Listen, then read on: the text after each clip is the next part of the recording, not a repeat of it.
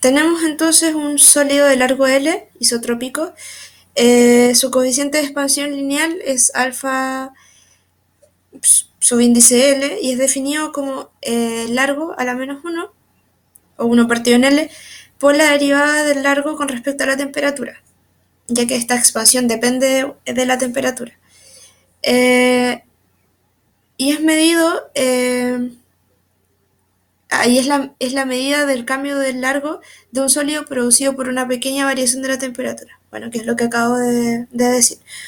Entonces, considerando un rectángulo,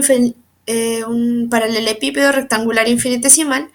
de este sólido, mostrar que el coeficiente de expansión volumétrica, definido como 1 partido en el volumen por la derivada del volumen con respecto a la temperatura, para este sólido es simplemente igual a alfa, igual a 3 alfa L. Entonces, el sólido tendrá una dimensión de x por y por z,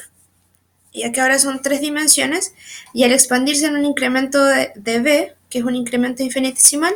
tenemos que la expansión va a estar dada por x más de x por y más de y por z más de z.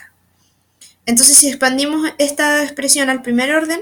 tenemos que es igual a x por y por z más iz por dx más xz por dy más xy por dz. Pero sabemos que el volumen es igual a x y z, por lo tanto podemos eliminar estos dos términos y tenemos entonces que la variación del volumen de B va a ser igual a iz de x, xz de y, xy de z. Por lo tanto, si dividimos por el volumen total y derivamos con respecto a la temperatura, tenemos que alfa de volumen es igual a 1 partido en el volumen de B a dt, y eso es igual a 1 partido en x de x a dt, más 1 partido en y de y a dt, más 1 partido en z de z a dt. Pero cada uno de estos términos contribuye es igual a alfa L. Por lo tanto, el alfa del volumen va a ser igual a 3 veces el coeficiente de expansión lineal.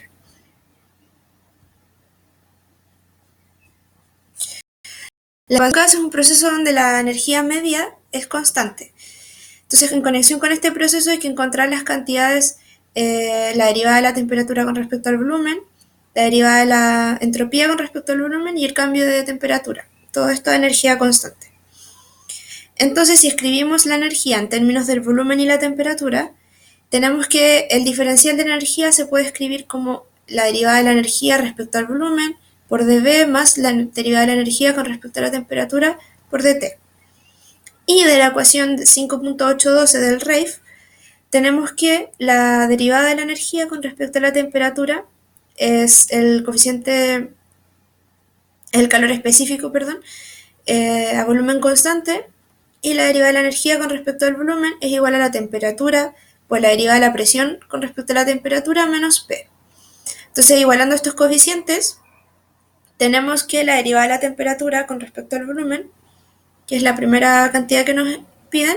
es igual a menos la temperatura por la derivada de la presión con respecto a la temperatura a volumen constante menos la presión partido en el coeficiente,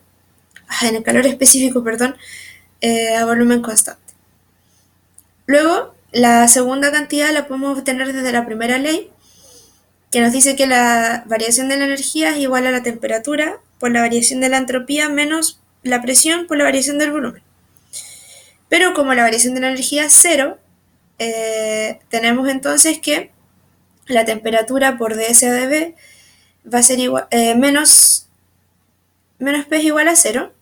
Por lo tanto, la derivada de la entropía con respecto al volumen va a ser igual a la presión partida en la temperatura. Ahora, para un gas de Van der Waals, tenemos que la ecuación de estado es esta que tenemos acá. Por lo tanto, si derivamos la temperatura con respecto al volumen, tenemos que es igual a menos n cuadrado por a, partido en el calor específico a volumen constante por v cuadrado.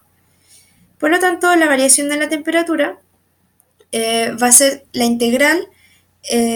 sobre el volumen de la variación de la temperatura, perdón, de la derivada de la temperatura con respecto al volumen, y esto va a ser igual a menos n cuadrado a partido en coeficiente en el calor específico a volumen constante por 1 partido en volumen 2 menos 1 partido en el volumen 1.